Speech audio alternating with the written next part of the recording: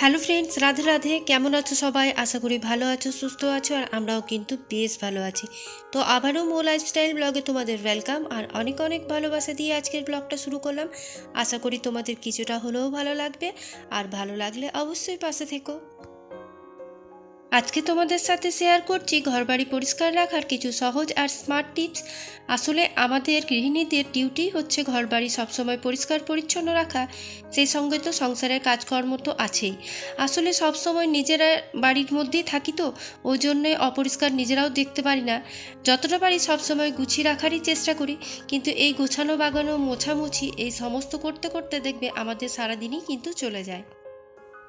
আর এদিকে আমার শীত করছিল, তাই ভাবলাম ব্রাশ ট্রাশ করে মুখটা ধুয়ে এখন সোয়েটারটা আগে পরে নিই, তারপর ঘরের কাজকর্ম শুরু করি। প্রথমে যেটা বলবো সেটা হচ্ছে বাড়িঘর না, বাড়িঘরটা একটু পরে, আগে নিজেকে পরিপাটি রাখো। তুমি যদি নিজে পরিপাটি থাকো তাহলে দেখবে ঘর বাড়ি অটোমেটিক কিন্তু পরিষ্কার পরিচ্ছন্ন লাগছে। আর নিজে যদি অগোছালো থাকো তবে দেখবে ঘর বাড়িও কিন্তু অপরিষ্কার রাখছে। তাই আগে আমাদের সব থেকে প্রথম কাজ হচ্ছে গৃহিণীরা সকালে উঠে আগে নিজেদের পরিপাটি করি, তারপর পরপর তো ঘরের কাজ আছেই, যেগুলো আমাদের করার সেগুলো তো করবোই। কারণ আমরাই হচ্ছি ঘরের হেড অফ দ্য ডিপার্টমেন্ট, হাজব্যান্ডকে বাদ দিয়ে, কারণ আমরা সংসারের সমস্ত কাজকর্ম দায়িত্ব কিন্তু নিয়ে থাকি, তাই না? এরপর যে টিপসটা বলবো সেটা হচ্ছে আমাদের বাড়িতে ঘুম থেকে ওঠার পরেই দেখবে সমস্ত জিনিস কিন্তু এদিক ওদিক ছড়িয়ে ছিটিয়ে থাকে, যেমন টুথপেস্ট, তারপর ব্রাশ, ফেস ওয়াশ, নানা রকম জিনিস। সেইগুলো তুলে কিন্তু জায়গা মতো গুছিয়ে রাখো, তাহলে দেখবে বাড়িটা দেখতে অনেকটাই পরিষ্কার লাগছে। আর যদি জিনিস ছড়িয়ে ছিটিয়ে থাকে তাহলে বাড়িটা দেখতে কিন্তু অনেকটাই মেসি লাগে।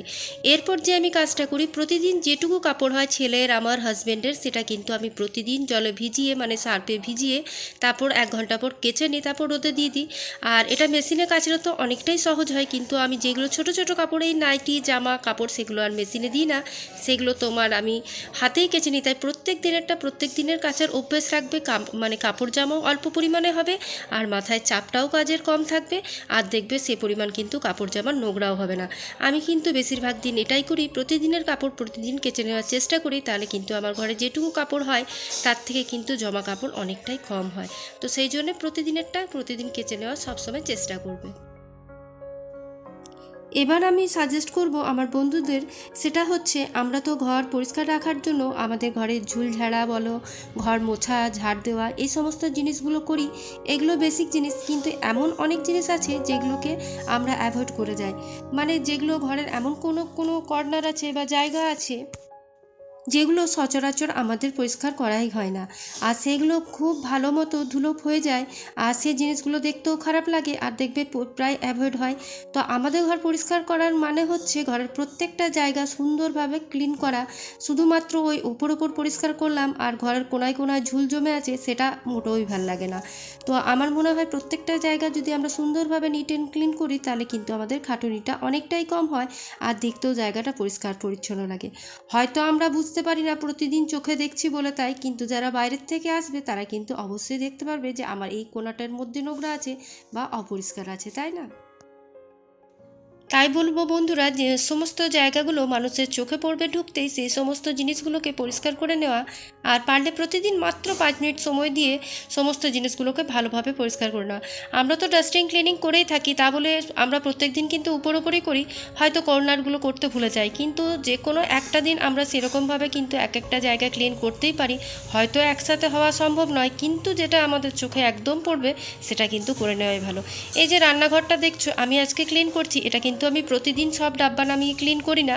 হয়তো কাউন্টার টপ ক্লিন করি, তারপরে যে ওপরটা দেখলে সেগুলো ক্লিন করি, কিন্তু ওই যে জিনিস নামিয়ে নামিয়ে আমি যে তোমার কন্টেনারগুলো আছে সেগুলো কিন্তু আমার প্রতিদিন হয় না, কিন্তু আমি অবশ্যই একদিন পরপর করে থাকি। তাহলে কি হয় জানো তো, রান্নাঘরে যেহেতু চিমনি নেই, তেল চিটচিটও হয় না, আর জায়গাটাও কিন্তু পরিষ্কার থাকে। আর এই যে হাতে গোনা 5 থেকে 10 মিনিট যদি আমরা প্রতিদিন রাখি, তাহলে কিন্তু আমরা দরজাগুলো একটা শুকনো কাপড় দিয়ে মুছে নিলে হলো, তাহলে ধুলোটা যেটুকু বসে থাকে সেটা সরে যায়। আর সেটা যদি আমি 1 সপ্তাহ পর করতে যাই তাহলে কিন্তু অনেকটাই ধুলো বসে যায়, আর সেটা পরিষ্কার করতেও কিন্তু অনেকটা সময় লেগে যায়। তাই আমার মনে হয় পরপর যদি আমরা কিছু কাজ আছে যেগুলো স্মার্ট ওয়েতে করে যাই, তাহলে কিন্তু কাজগুলো করতে বেশি সময়ও লাগে না, আর প্রতিদিন আমাদের ডিপ ক্লিন করার দরকার পড়ে না। ঘুম থেকে ভোরে উঠে নিজের আগে পরিচর্যা করে তারপর এই সমস্ত কাজে হাত দাও, দেখবে কিন্তু ঝটপট এই কাজগুলো সময়ের মধ্যে শেষ হয়ে যাবে। আর তারপর তোমার হাতে অনেক এক্সট্রা সময় থাকবে, সেই এক্সট্রা সময়টাতে তুমি এক্সট্রা কাজগুলো করতে পারো। আমি যেমন এখন রান্না চাপিয়ে এই যে ভাবলাম আজকে একটু সিঁড়িঘরটা ঝাড় দিয়ে দিই, সিঁড়িঘরটার এই যে তোমার যে রেলিংগুলো আছে সেগুলো একটু মুছে নিই। প্রতিদিন তো এগুলো উপর থেকে মোছা সম্ভব হয় না, তাই কখনো ওপরটা মুছি, কখনো মাঝটা মুছে নিই, কখনো আবার নিচটা। তো ওপর আর মাঝেরটা তোমাদেরকে দেখাই না, প্রায় নিচেরটাই দেখাই। তো এখন দেখো সমস্ত জায়গা মুছে এখন লাস্ট কাজ হচ্ছে আমার এই বারান্দার র্যাকগুলোকে ভালোভাবে একটু মুছে নেওয়া। যেহেতু এগুলো রোডের সাইডে, তাই একটু না মুছলে ধুলো ধুলো ভাবটা থাকে, দেখতে খারাপ লাগে, তাই এটাকেও কিন্তু মুছে নিই। আর এগুলো ঢুকতেই আমার ঘরের চোখের সামনে পড়ে বলে আমি কিন্তু এগুলো পরিষ্কার পরিচ্ছন্ন রাখারই চেষ্টা করি।